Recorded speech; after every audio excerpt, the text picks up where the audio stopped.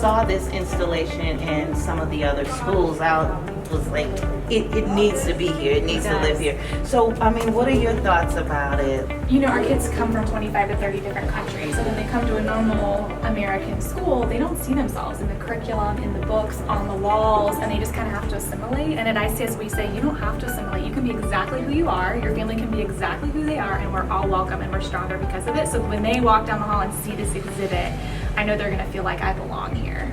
So let's just kind of take a look at some of the images that you selected, and if you can tell me why any of them particularly stood out to you. Well, we were looking at the photos and trying to think, does this represent the country that's listed on the photo? Is this a cultural representation? Are they wearing the clothes they would wear in their country? Are they in a place that looks like it represents the landscape in their country?